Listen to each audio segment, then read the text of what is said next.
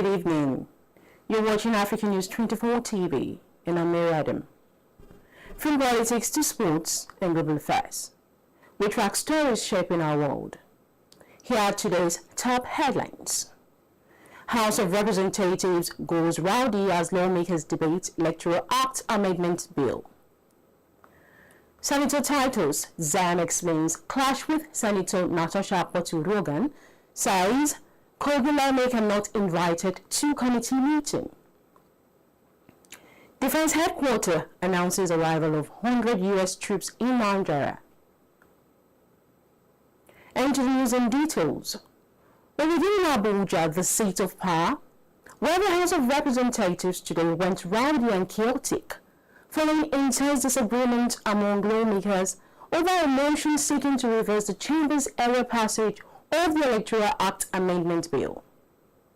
The motion was introduced by the chairman of the House Committee on Rules and Business, Francis Wave, who urged members to rescind the approval granted to the bill on December 23, 2025. During plenary, the Speaker Tajuddin Abbas subjected the motion to a voice vote. However, controversy erupted after a vote in favor of the motion despite louder opposition voices from the floor. The ruling immediately drew protest from lawmakers, leading to a breakdown of order in the chamber. In an attempt to calm the situation, the Speaker proposed that the House move into an executive session.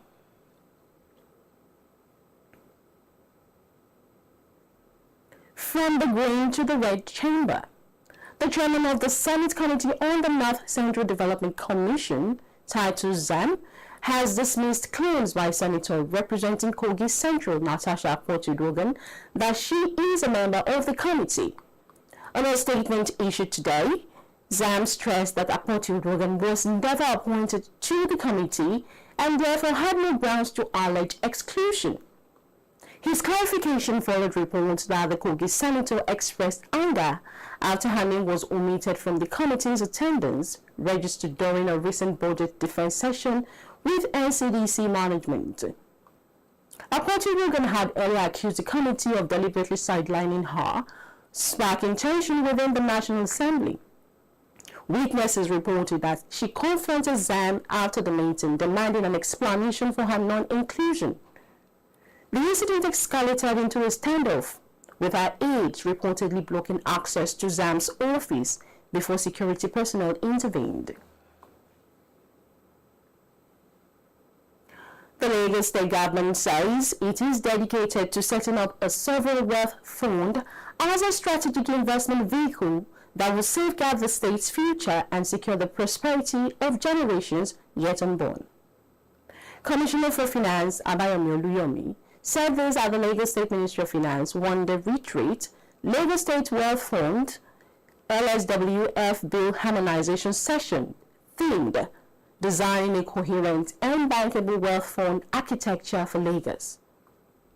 Speaker, Lagos State House of Assembly Mudashiru Obasa, represented by the Chairman House Committee on Finance, Femi Sahid, said the strategic retreat was a landmark event, deliberating on the bill to carve a niche legally and democratically, and as well as drive economic growth for the state. A sub-national to formulate a Lagos State Wealth Fund law for future security, attract investment, build infrastructure, technology and innovation initiatives. Giving the executive summary of the fund, Commissioner for Justice and State Attorney General Lawal Pedro and stakeholders at the retreat said the unique proposition would be a legacy achievement for Lagos as Africa's first sub-national wealth fund, an initiative with several benefits including revenue maximization and economic diversification, stating that the state needs a strategic approach to managing its commercial assets to meet its growing obligations. Present at the event were Deputy Chief of Staff to the Governor Sam Egube, Deputy General Counsel, Nigeria Sovereign Investment Authority Suleiman Omotosho, among others. And in security, the Defense Headquarters has announced the arrival of about 100 United States military personnel and associated equipment at Bauchi Airfield. The defense headquarters in a statement said the deployment followed deliberations between the Nigerian delegation and its counterpart from the United States during a recent working group engagement.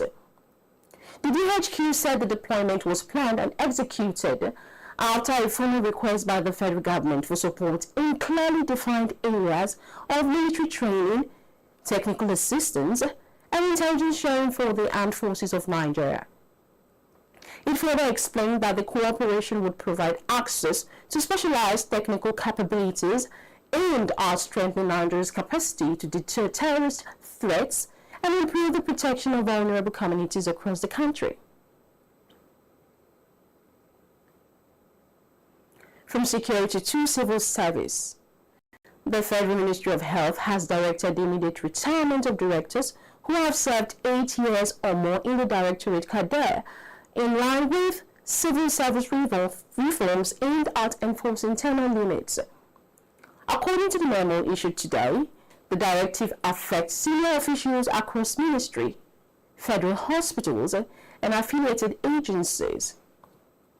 Health Minister Professor Mohammed Patey endorsed the decision, stressing that the policy is designed to promote efficiency, accountability, and opportunities for younger officers to rise within the civil service.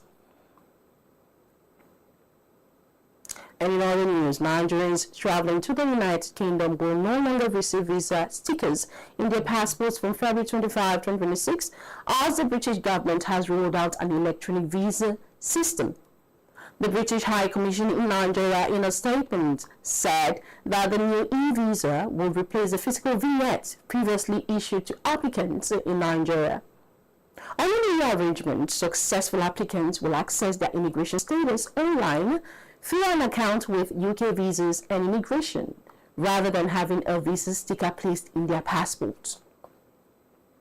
The Commission explained that all existing application procedures remain the same, and applicants are still required to submit their forms, attend a visa application center to capture biometric data, and meet their relevant eligibility conditions. In education, the West African Examination Council has released the result of the 2025 second series computer-based West African Senior School Certificate Examination for private candidates. This was announced in a statement issued by the acting head of the Public Affairs Unit of the WAEC National Office in Lagos, Chelle Adishino.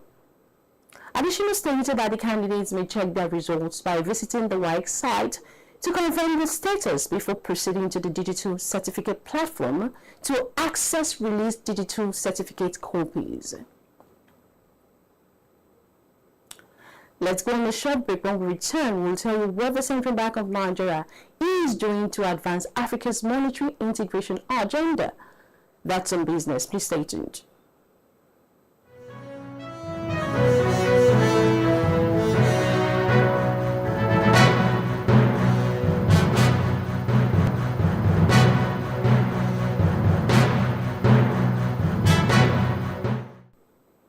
Welcome back. And in business news, the Central Bank of Nigeria has strengthened its collaboration with the African Union to advance Africa's monetary integration agenda and promote financial stability across the continent. The Apex Bank said the partnership focuses on supporting initiatives aimed at enhancing cross-border payment, strengthening financial systems, and accelerating regional economic integration among African countries.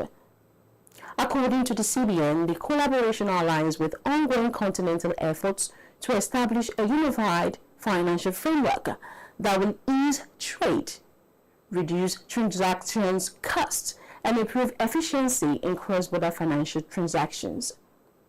The bank also noted that closer cooperation between African central banks and regional institutions is essential to achieving long-term goals such as monetary policy coordination and financial market development.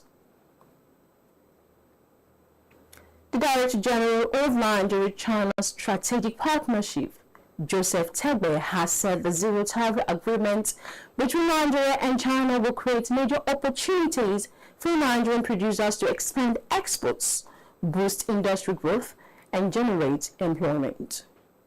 Tarique explained that the agreement provides Nigerian businesses with improved access to one of the world's largest consumer markets, offering a strategic pathway to diversify exports beyond oil and strengthen the country's industrial base. He, however, stressed that fully benefiting from the agreement will require disciplined implementation, strict adherence to international quality standards, and strong participation from the private sector.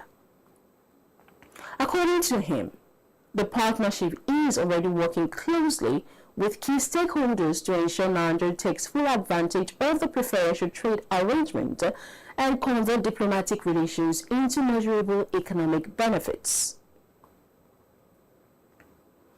And in foreign news, Tarique Rahman has been sworn in as Bangladesh's new Prime Minister, marking a significant political shift in the country following months of turbulence and transition. The swearing-in ceremony held in the capital was attended by senior government officials, party leaders, and foreign diplomats. Rahman pledged to prioritize national unity, economic stability, and institutional reform as his administration takes office. He also promised to strengthen democratic processes and restore public confidence in governance after a period of political unrest. And in Europe, a third round of talks between Russia and Ukraine is set to take place amid continued military strikes on both sides. Officials say negotiations aim to explore possible steps towards reducing hostilities, even as fighting persists across key frontline regions. Recent attacks have targeted infrastructure and urban areas, with both Moscow and Kyiv accusing each other of escalating the conflicts ahead of negotiations. Despite the renewed violence, international mediators remain hopeful that the dialogue could produce incremental progress.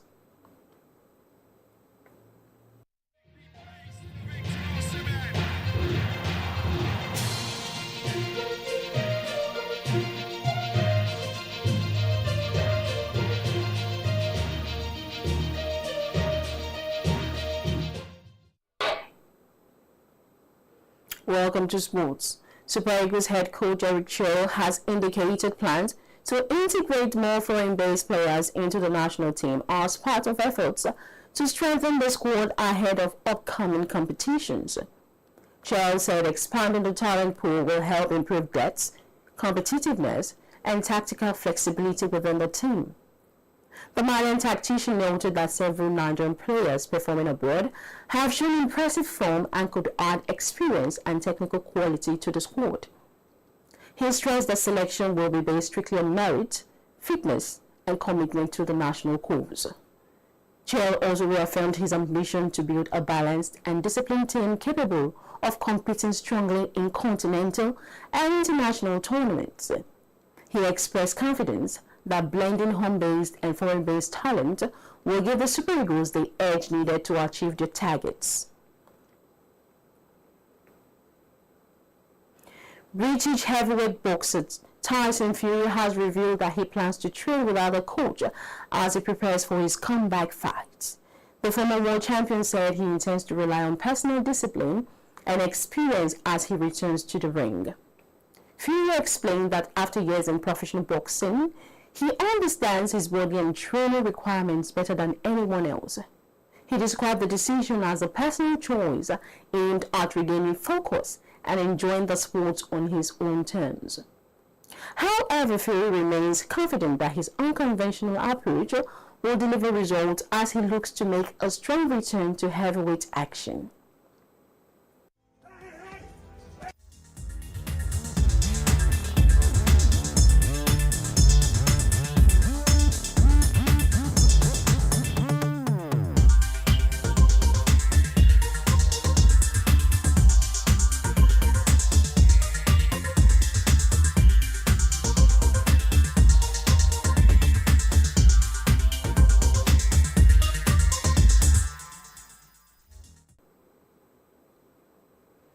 In entertainment, Rahim Okoya, son of billionaire industrialist Razak Okoya, has dismissed claims that his lifestyle and career are solely funded by his father's fortune. Speaking in an interview, the 22-year-old executive director of Eleganza Industries said he earns his own salary and has secured independent investors to support his music career.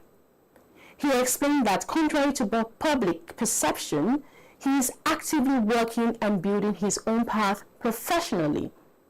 Okola also revealed that he spends about a decade understudying his father to prepare for his leadership responsibilities within the company.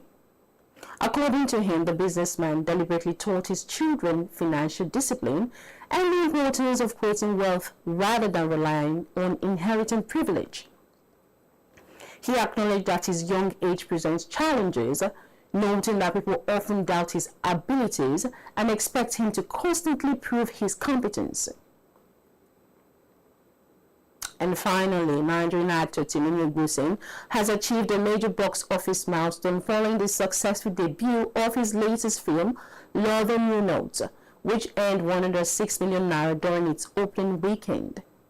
The romantic drama, directed by Kayode Kasum, premiered on February 13 and has quickly emerged as the highest-grossing Nollywood release of 2026 so far. The film also set new benchmarks, including the biggest opening weekend and highest single-day gross for any Nollywood film released this year. Distributor Film One Entertainment praised audiences for their overwhelming support, noting that the film's record-breaking debut reflects stronger viewer enthusiasm and engagement. Reacting to the achievement, Egusin expressed gratitude to fans and supporters, describing the box office performance as a major milestone and encouraging more viewers to see the film in cinemas.